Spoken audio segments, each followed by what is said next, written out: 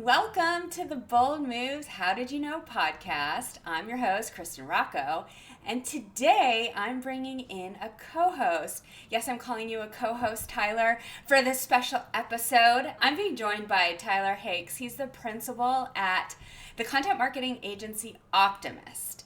He's been helping startups, agencies, and corporate clients achieve growth through strategic content marketing and SEO for nearly 20 years. Hi, Tyler. It is good to see you again this week, and I'm so glad that you get to grace this podcast for the first time in our many, many months of collaborating together. Thank you so much for being here. Oh, thank you so much for having me. The honor and the pleasure are all mine. All right, I want to introduce you to the Bold Moves community in the best way I know how, and that is going to start with, what's your boldest move and why? Take us into that moment, the circumstances, the stakes, and what ultimately propelled you to go for it. Well, my boldest move up to this point is probably entrepreneurship. Almost 10 years ago now, I decided to leave my job as a director of marketing for a venture-funded startup and start what is now Optimist, the content marketing agency that I run. It was an interesting time. I'd actually just gotten together with my now wife. It was pretty new, and so I sat her down and I kind of told her, I'm working this job. I work for a startup, and it's absolutely crazy. And I work all hours of every day of every week, and I basically have no days off ever. And so we talked a lot about it, and basically, at the end of the day, I realized that, I wanted to spend more time with my wife, the woman who would become my wife now, Laura.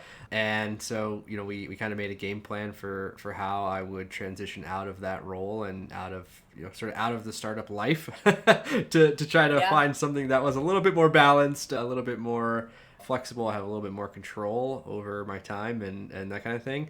And so, that was a big step. I had to, leave behind my equity and all that stuff in the startup world, and obviously my salary and the benefits and all that to kind of go out on my own. And it was definitely a scary time, but I felt like it was the right move, and here I am 10 years later, still doing it. Well, congratulations. 10-year milestone this year, huh? That's amazing. But it begs the next question. Did you really get to work less as an entrepreneur as you did in the startup world? I would say most weeks, yes. I think the biggest benefit is that I get to sort of work on my time and my schedule for the most part, right? There are, of course, the incidents that happen, something pops up and you got to jump on and take care of it right away. But for the most part, I get to kind of set my schedule and my hours, and even if that means I'm working more than 40 hours in a given week, if I can kind of control when and how that time gets structured, that freedom is still really valuable for sure. I was just having this conversation with my best friend last night around, it's not necessarily the autonomy around the amount you work, it's more around the autonomy in the flexibility and the decision making, I feel like, as an entrepreneur. Because you're right, like I'm going to a conference next week for podcasting, actually, and there was nobody I had to check in with to see if I could go. I just made the decision that I'm going, right? And if I have like a doctor's appointment in the middle of the day, I don't have to tell anybody that I'm going to my doctor's appointment. I'm just going, right?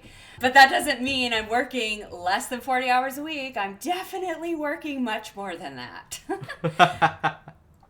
I also think your story around making the leap into entrepreneurship to kind of get away from some of those corporate, struggles, let's just call them, is so relatable today. I think people are like really understanding that more than ever. There's a lot of bureaucracy, but also there's a lot of layoffs happening in corporate America too. And sometimes people are thinking, okay, like what would entrepreneurship look like as a next step for me? So it's always so helpful to talk to people who have done that and taken that scary step forward, because it's so uncertain. I mean, Tyler, like, how much did you know about it before you got into it?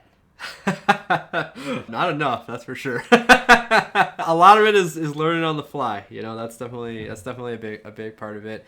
I think, we're sort of blessed now in the era that we live in. There's so much information online, and, there are so many communities and things like that. But I definitely think like your podcast and sort of this, like the general theme of the idea of the bold move is perhaps a bit clairvoyant in that I think, at where we're at right now, as you said, there's so many layoffs, there's so much happening. I see probably several times a week, I see something in my LinkedIn feed about, someone, so-and-so got laid off, or they left their job, and, they're going to start a fractional marketing agency, or they're going to do, go freelance or do whatever. So I think more and more people are making those bold moves right now. It's going to shift the economy at some point, because I think gig workers are going to become the majority of the workforce down the road. And it's like, well, what does that look like in the future? So lots of change is happening. All right, but as much as I love talking about entrepreneurship, we are talking about something different today, and I brought you into this conversation because we have been collaborating for many, many months at this point, and I think I realized, after going through the process of collaborating with you, how much of a bold move this has been for me, and maybe for you too, to launch a joint offer and service.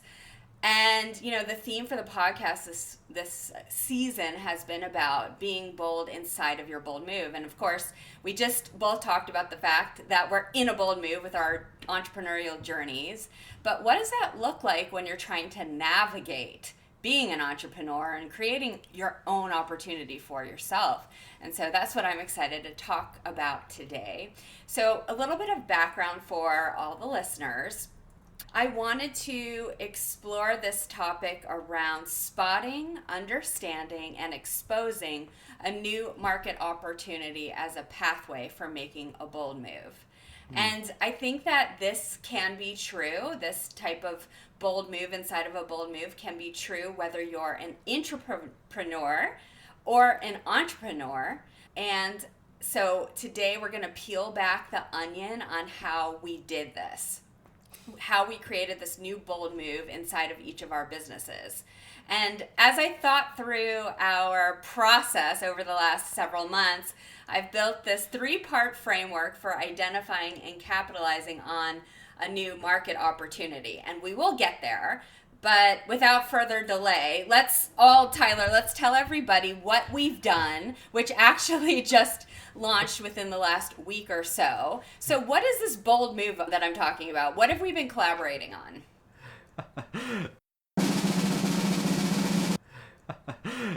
We have been collaborating on what is now known as the Authority Moat Model.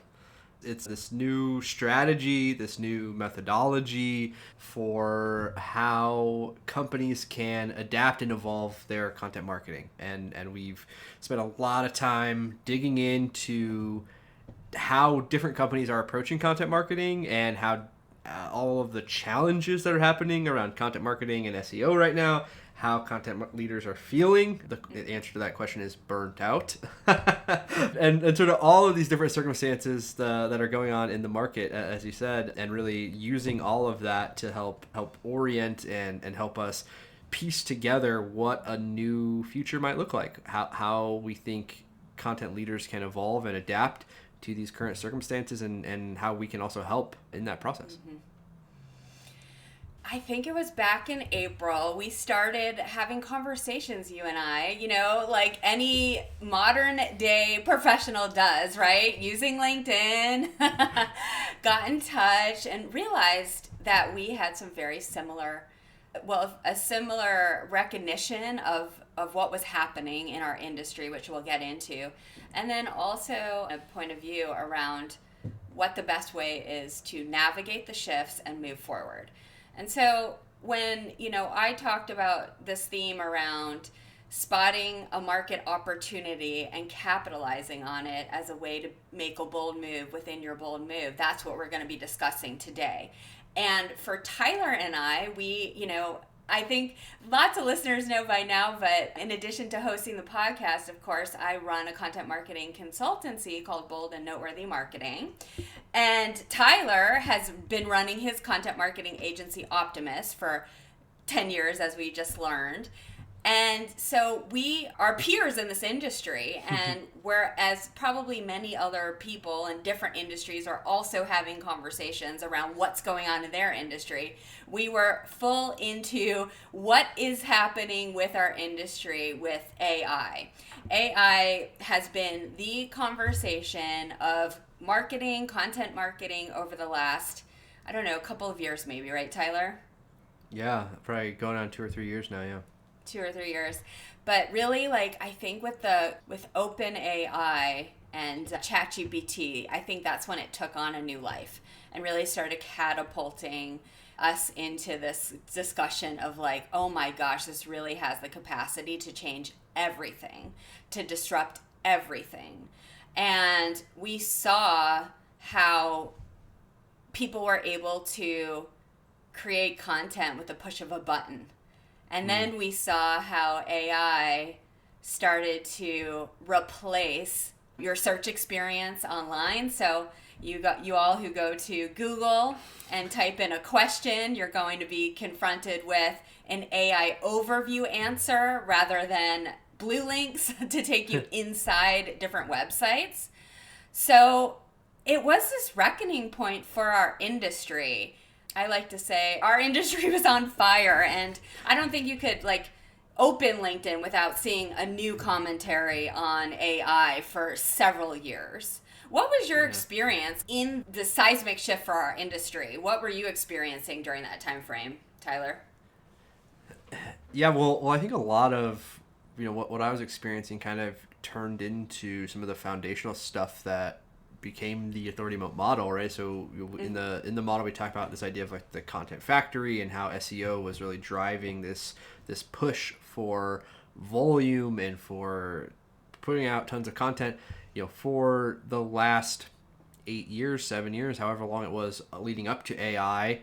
That was the work that we did for a lot of our clients. A lot of our clients, we had, here's a roadmap. Here are 600 keywords that we think you should rank for. And our job is to just basically churn through this list of keywords as fast as we can and get as many pieces of content out the door as we can, rank for as many keywords as we can, make the traffic chart go up as fast as we can. And that was the majority of the work that we did for most of our clients, as I said, for 6 or 7 years there. And then 2 or 3 years ago, the conversation just started shifting. That was not the conversation people wanted to have anymore. And it wasn't that they thought that model was wrong, but it was, why would I pay you to write content, to write these 600 articles when I can just use AI to do that? And so the conversation became much more difficult from an agency perspective.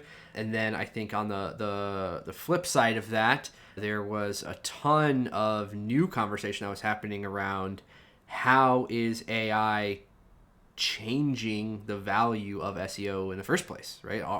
Should we be even thinking about SEO, or should we be putting all of our efforts towards appearing in ChatGPT or, quote unquote, ranking in AI? And so, yeah, both of those conversations very rapidly changed. And because of that, it was sort of a really tough period for us as an agency to try to navigate that process and help our clients understand it, give them advice on what to do, and also having these conversations with new potential clients became a little bit of a minefield, honestly, where we had to sort of tiptoe around these topics and sort of or figure out very quickly if we were aligned in terms of how we were thinking about these changes. I also think another point here that I was experiencing at the time was our peers and these, companies that had always had the roadmap now didn't have a roadmap anymore. And there were so many oh shit moments. Like, well, our traffic is tracking down now, so what do we do? Yeah. And the industry, our industry, content marketing, we were having conversations about the problem, but there didn't seem to be a consensus around the solution. And so, kind of when I back out into this framework we're talking about today on how to identify a market opportunity to create something new and innovative within your bold move and provide the value either to your organization or within your entrepreneurial journey. I think that, seeing these trends, and certainly AI is one of the most disruptive I've ever seen in my career, but there are many, many more trends that come along over time. But seeing these trends, and rather than just sitting on the periphery of them and watching other people lead those conversations, you and I decided to lean into this trend, didn't we? And really get involved and have a perspective and a point of view on what was happening. I think before we even diagnosed the problem, we just really committed to leaning into the trend to understand it. Would you agree, Tyler? Like there was a period, and this probably happened for you and I both even before we knew each other, but this period of really trying to understand what this trend was and what it would mean for the market at large, our businesses, our clients, etc. Yeah, I think so. I mean, I think it was ultimately, for me at least, it was kind of a problem solving exercise, right? It was like, hey, this stuff is not working in the same way, and I don't really know why, or I don't really know what to do. and as you said, I think that was the sentiment for a lot of folks in our industry. But yeah, just realizing that like nobody's gonna come to me with the answer here. Like I've gotta sort of work backwards from this problem and try to figure out what's going on, and how do we change up what we're doing, or what's the new strategy moving forward. I think what was really helpful too is that while we're all trying to figure out the problem and how to solve it, there's some really great research coming out around what's shifting and changing that also helps us inform our decision-making process as well. So I think like just to kind of summarize like this first part of the, what I'm calling the framework for pouncing on a new market opportunity to make a bold move. And again, I really do feel like it can be done from an entrepreneurial standpoint and also internally, because the problem exists whether you're leading marketing at an organization or you're doing your own business, right? And so it's your ability to spot the trend, understand it, listen, pay attention to industry colleagues and peers, and really immerse yourself into it to be a thought leader on the trend. That to me is kind of the first step. That's where we started with all of this. But then we transitioned into phase 2, which I'm calling research the problem. Pretty generic, no drum roll there. But the trend itself isn't the opportunity. That's not the end all be all opportunity. The opportunity comes in where you identify what the friction or the unmet need the trend creates, right? And so this is where I think it's really helpful to get a firm understanding of the problem. And from my perspective, we did that by examining so much secondary research. I cannot tell you, Tyler, how many studies I read around shifting behaviors related to SEO, related to AI. What about you? What did you do to dig deeper into that problem-solving phase or diagnosing of the problem?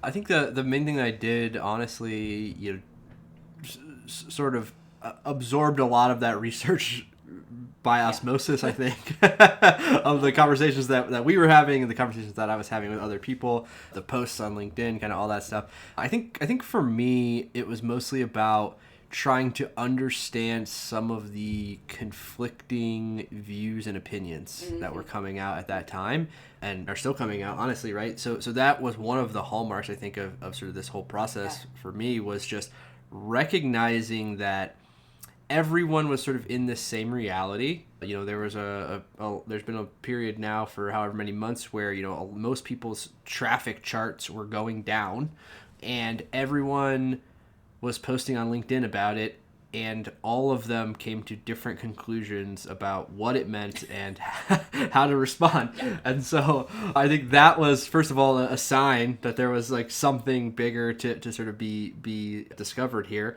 But secondly, I think that was one of the things that I did as I started to dive into the problem, was just sort of do a survey of all these existing opinions and try to piece together like, which of these actually seem to make sense with my experience, which of these seem to make sense with what we're seeing our clients in our clients' data, and which of these seem to be, sort of wholly far-fetched or wildly misaligned. So that was a big part of it. And then, of course, building on that, we did the survey, right? So we did the survey with the leaders, and I should say with content leaders, and I should say, before that, the other thing that was happening behind the scenes that kind of led to that survey, or led to the idea of that survey, was that I was having a lot of conversations with content leaders, just coffee chats and stuff like that, and it was all the same conversations. It was all about AI. It was all about why is our traffic's going down. It was all about confusion and frustration. What do we do? Exactly. So that made it, again, kind of made it obvious, or sort of made the picture pretty clear that this was a bigger problem. We needed to investigate it further, and then that led to the study, the survey, talking to these folks, and just trying to get as many perspectives as we possibly could to try to get a wide view on what was happening and what might be a path forward. Such a crucial point you're making, right? Because, reading everything from a secondary standpoint is one thing, and it gives you a good direction. And you're right, like, man, I saw that too, right? The two sides of the coin on how to address the problem, The one side is like, optimize for AI and LLMs, and there's a specific way in which you can tailor your content to try to now not just rank in SEO, but now get cited and mentioned in AI, which is one approach. And then there's the other approach, which is, how do you more strongly and clearly differentiate your message so that by nature you rise above the noise? Because AI is creating more noise than ever with, like I said, you can create an article with a click of a button now. So your opinion, your point of view, your perspective needs to be stronger than ever to attract and engage your audience. And so there was all this talk about these two different approaches. And so Tyler and I did the study. And again, just circling back to such a relevant point, because the secondary research is only going to get you so far, but you need to talk to your target audience and really understand where they're coming from. And so that's what we did. We interviewed 50 content leaders in industries, from couple people up to many thousands, 5,000 people, to understand their biggest challenges and pain points. And from there, we were able then to put together a bigger picture of the problem. So Tyler, tell us a little bit about the problem we uncovered. The overarching problem that we uncovered was that the old way of doing content marketing, or the strategy that many teams were using for content marketing, essentially just stopped working, right? So sort of the fundamental physics of that model were broken, right? So we talked about before this idea of the content factory, and many teams operated in this way where, hey, we've got this big list of keywords. We're trying to create all of this content to rank for all these keywords, and the more keywords you rank for, the more traffic we're going to get. And what we saw was now, because of all this new stuff happening, that was just no longer true, right? You could publish 10 times as much content as you used to because AI is out there. It makes it so easy, but that didn't guarantee that the chart was going to go up. And in fact, a lot of times it was going down anyway. And so there was just a lot of that confusion, a lot of that frustration around what the step forward was. And so what we did, I think the follow-up to that was we tried to figure out okay, if that's the problem, then what is obviously what is the solution, but more importantly, how do we even start to think about a solution? I think that was the other problem that other people were experiencing, and that we ran into right away, was that this had become such a pervasive idea and such a common strategy that it was almost hard to even think what else could we do or how else could we approach this. Yeah, it's a great point. Content marketing has been around for 15 years now, right? And so, at least, and it's been sliced and diced, and different approaches and nuances have been talked about for ages, right? How do we create something new and innovative to tackle the moment in time we're in right now. So how do we do that? how can people think about that? So we diagnosed the problem, we really, really understood it, and we saw what we call the strategy vacuum emerge, right? Where now without SEO as a guiding strategy, I paused there too because I was like, as a guiding force, which it was, but also a guiding strategy for content marketing for so long. Without it, without SEO giving you the results that you've always come to enjoy over the last 15 years with, getting more and more traffic to your website, which would eventually, end up leading to deeper funnel goals. Now it's like, what do you do? Because that's no longer a strategy that works. And so we studied some of the best brands that are doing content marketing today of all different sizes, right, Tyler? Not just like the huge companies, although there are some of those, but some of the smaller brands as well. But what are they doing that they're able to rise above? And so that was a big starting point for us to move on to thinking about what the solution could be. The key thing that we tried to find were like, who are the brands that basically aren't sort of in the middle of this this battle that's going on here, that aren't being sucked into the vortex of this discussion around SEO and keywords and algorithms and all this stuff.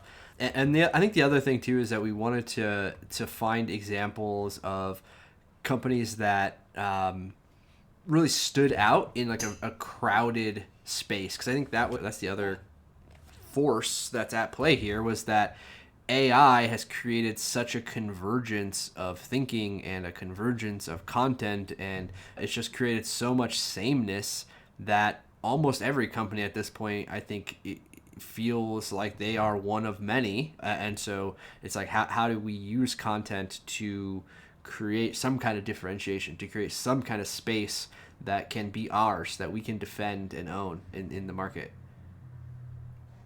And so this is where the third part of this framework comes into play, which I'm calling architecting a solution to meet the unmet need or solve the point of friction the trend surfaced.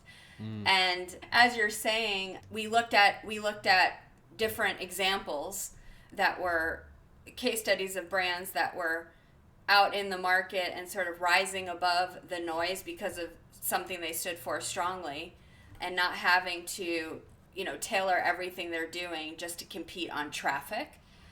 And that's where we then started. And I remember, this was like a really big planning phase, because while we saw what the brands were doing, we wanted to, and we needed to get more granular than that. And so in order to create that framework or the model that we ultimately brought to market, needed to really go into, okay, this is what they're doing, but let's get more granular with it and really study the phases in which they're doing it. And then also, I think, Tyler, bring our own expertise to the table around how to make it even more impactful. What we saw just at a really detailed level, these brands doing really well, is that they created a transformative perspective that they really built their brand and their company around, and they owned in the market. They own this message. And that informed, that maybe one line or a couple line perspective informed all of these different market messages that kind of compounded off of this one central core narrative theme. And Tyler and I looked at these examples, and what we clearly saw was that they were talking about an old way. There's an existing framework, there's an existing methodology, there's an existing approach in the market that no longer works. And so what they would do is they would say, this is the old way, and this is our new approach on this conventional wisdom. or this is what is missing from this conversation, and this is how we solve this problem differently. And they then could compound and expand that over their channels and really create engagement with their audience. That transformative POV, I think that was actually something that we ultimately, I think, came up with fairly late in terms of like giving that a name and really like identifying that as like a central piece of the solution. But yeah, I think, tracing back the sort of history of some of these companies, right? I mean, we dug into like interviews that these people had done and like blog posts that they had written like years ago about their own processes and how they had built these strategies, and like, tried to find all these quotes and stuff. And I think, again, nobody spelled out, hey, this is our transformative POV. What we just found was that was a consistent theme, right? That was something that was happening over and over again. And also, to get sort of meta with your like old way versus new way approach, like that was also a different approach to how content marketing had worked at many companies that we've worked with, right? Where many companies sort of started with tactics. They started with keywords or channels or whatever, a content calendar, and then sort of figured out what the message was when they sat down to write the blog post, right? and whereas these companies had basically flipped that whole model on its head. It said, our approach is we've got this idea and we're going to find all the different ways that we can put that idea out into the world through these various channels. So they started with that message first and then figured out the tactics, and that became kind of the foundation of their entire strategy, as you said. A firm belief that I had during the process was when we were exploring this and bringing it to life, I was like, the writing is on the wall. Looking at the tactics and the channels and trying to optimize for those as the core strategy. And I am definitely not against that being part of our work as content marketers. Yeah. But it felt like if we pour everything we have into, optimizing for another algorithm or channel as the core foundation of the strategy, and then who knows, in another 2 years, something else comes on the scene, and now it's going to be another complete whirlwind situation. Whereas if you come at this from that core narrative guides, the strategy, you're going to be able to withstand these changes. Yes, of course, your tactics and some of the optimizations are going to have to change to kind of ebb and flow with how algorithms and channels change over time. But you're never going to have to go back to the drawing board and say, okay, I'm left without any anchor point. Mm-hmm. Yeah.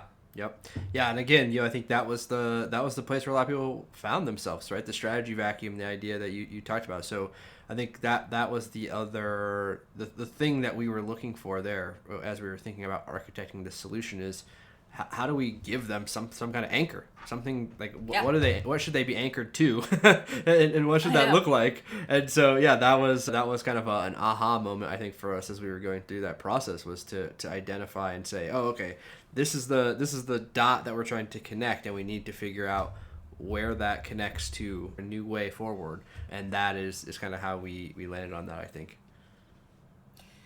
Yeah, I think also over the years, like, content marketing, in my opinion, kind of started from this very, like, let's hone in on the core audience pain points and how we as a company help solve their problem. And derive our narrative and our storytelling from that place. But I think over time, as some of these tactics started really working, like the SEO, there was a lot of kind of memory loss around that strategic anchor point. And we also then got into this world where it just became about the format. I need an ebook on this topic because I have to run this webinar, and I need something to follow up with after the webinar. And so the whole landscape became pretty disconnected from why are we doing what we're doing? Is it really helping us achieve those core business goals? It became much more about checkbox content marketing. Like, just let me just get an ebook so I can gate it and get some leads into the business without really being thorough and thinking through A to Z. We're like, okay, let's roll the tape back and do something that is going to actually be an enduring strategy after we've now had the benefit of all of this hindsight over the last 10 years. Yeah. So we talked a lot about how we got to that strategic core of our solution, the transformative point of view, but that's really the starting point for our much bigger solution, which we call the Authority Moat Model. So Tyler, after we came up with the transformative point of view, how did we make this into a solution that would have compounding value for the content marketing program that would deliver endless results in terms of lead generation and pipeline and revenue over time? The idea of the moat came from the approach itself, right? So the idea is that once you have this transformative POV, that's, kind of the heart or the center of the strategy. But then from there, we can kind of build out from that. So we can build onto it and expand, like you would a moat, right? Like you would any kind of like competitive differentiation that you're trying to create and establish and defend. And so the idea being you take your transformative POV, you turn that into what we call the transformation narrative, which is basically just kind of a story version of that point of view and how it applies in the real world and what it looks like. And then from there, we can create all kinds of content assets that are, again, built on these two foundational pieces. So things like collecting original data that supports or aligns with the message and the point of view that we have, or developing specific processes that people can use to apply that point of view or to transform from where they're at now to where they're trying to get to. And then we can start to layer those on even further. We can create things like playbooks, or we can create assessments. We can create all these different things. And so what we did was we looked at like, what are some of the ecosystems of content that exist, and how do all of those kind of roll up into a single unified constellation of related content assets that are all, again, anchored with that same idea, right? That single idea. So that's the basis of the Authority Moat. And so we looked at these companies. We looked at like Basecamp and Gong and Drift, and we tried to study how they continued to expand the content that they were creating while, again, anchoring everything to this central idea or core or theme that became kind of their narrative identity. I think what's missing from a lot of content marketing approaches is that it's not all cohesively connected. So going back to the old way, which is content marketers in many cases are just creating content for a set of keywords. And so it becomes more one and done type of style content and one-offs rather than connecting the customer journey the whole way. And so when Tyler and I looked at what the Authority Moat and how to actually make it not just drive traffic, but drive real business value, that was really important for you and I, that we wanted to provide a solution to our clients that had tangible business outcomes all the way through the funnel. So when we look at it, we're like, okay, we will create the transformative narrative that will help give the audience radical clarity on their problems and how we solve those problems. And then we thought about, okay, well, how do we get them from just learning to then taking an additional action? And that's where the levels of our Authority Moat came into play, where we then thought, man, the best companies out there, they're creating frameworks, they're creating roadmaps, they're creating research, and then they are kind of putting this all together, as you named it, a universe that works together to move everything forward forward from, that first stage of awareness all the way down to the bottom of the funnel to decision. And so that's really kind of how we thought through the strategic process as well, as we start with the message, the transformative POV, but then we bring it all the way through to the end of the the buying journey so we could connect to real business results. To be honest, that's what I love to do as a content marketer. I want to help companies solve real business problems and not just drive vanity metrics, right? I mean, I guess it's fun to see those green little arrows go up on the dashboards, but I think it's even more satisfying to know that you're having an impact, a true impact on the business. And I think that's what our approach does. To surmise this final phase of architecting the solution, which I think we've kind of danced around, but maybe haven't stated on the nose yet, but the ultimate goal is to, yes, meet the unmet need, but then also architect or design a desired outcome. What is the transformation that your audience will have when when implementing your solution or using your solution?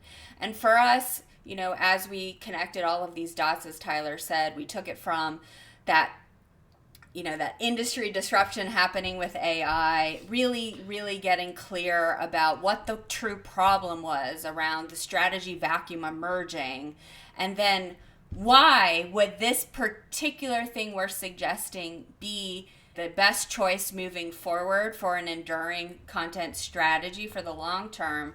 We also, knew that this was going to have a desired impact on an organization in several different ways as well. We know that there's going to be a process transformation within an organization where this is going to help align internal teams and get content marketing away from sitting in silos or orchestrating strategies in silos, and really making sure that everyone from your brand and your demand and your product teams can work together and sing from the same songbook with this narrative. And then there's the outcome transformation, which is that because all teams are connected and they have the same songbook, now they can have cohesive conversations within every functional area, right? So if a product marketer needs to beta test a solution with a customer, they're saying the same thing as what sales is saying all the way down the line, so that we're not having separate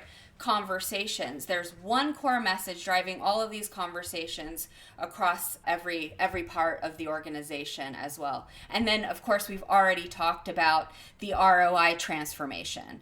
And I love how you brought this to the surface as part of our work together. You said revenue starts at the very first touch point of content marketing.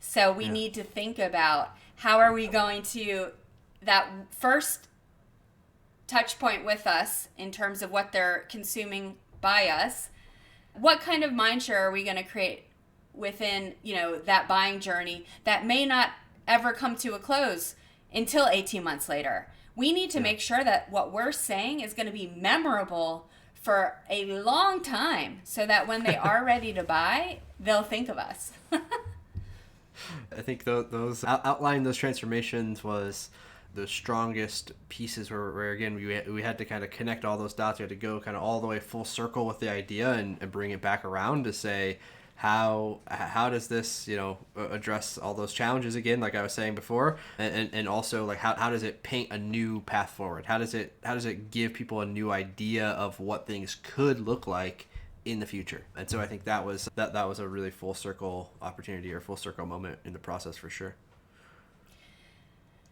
So I know that there's so many Bold Move listeners that may not be in marketing or content marketing and not necessarily familiar with all the concepts we've talked about in terms of how we designed our solution to meet a new market opportunity.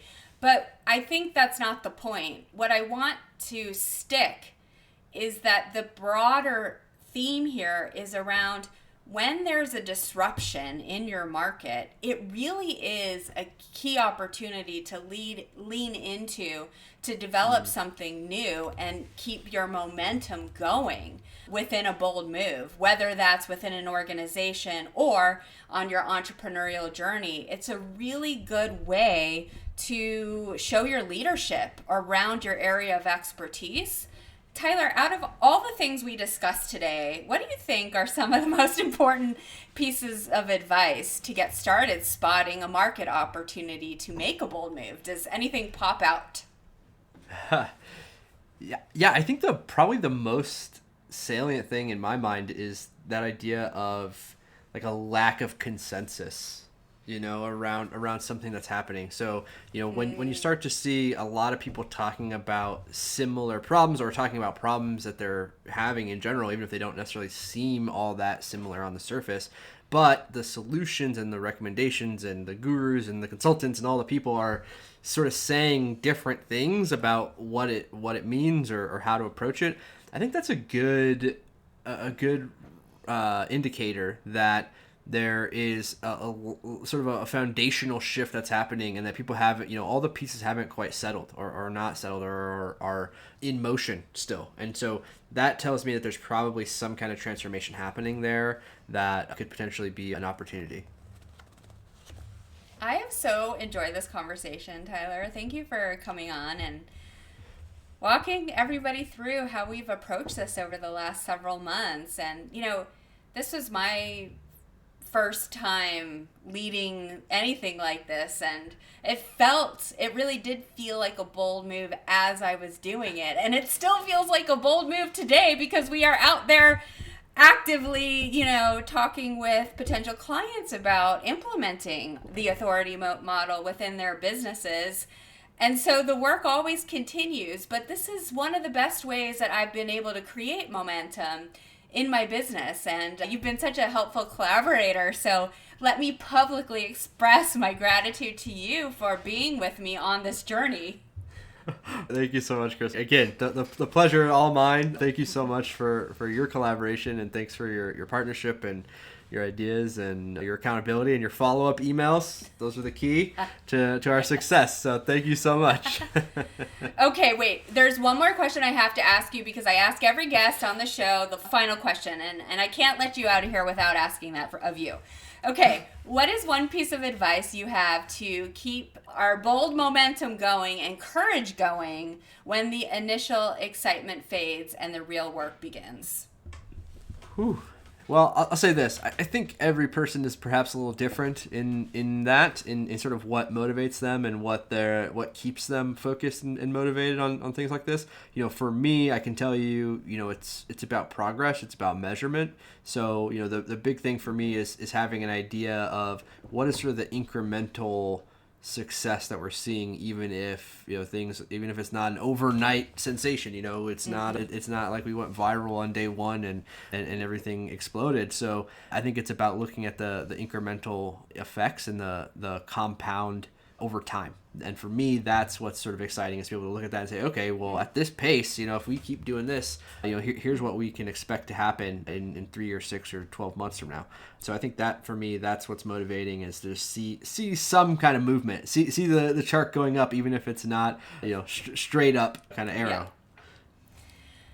Awesome. Well, thank you again for being here, Tyler. I'm going to link in the show notes our transformation narrative, so you all can read it and get a sense of how we've approached building out our entire transformative POV around the core idea of the Authority Moat Model. Tyler, how can people find you if they want to connect? I know you're infamous in a good way on LinkedIn. Yeah, I mean, LinkedIn's probably the best way. Just look me up on LinkedIn, Tyler Hakes. I would love to connect with you there. And I also, once you do find me on LinkedIn, I also have a free community. So if you're interested in joining a Slack community, I would love to have you there, or reach out anytime. Let me know if I can help in any way. Amazing. Thank you, Tyler. And for everybody else, we will see you in the next episode. Bye for now.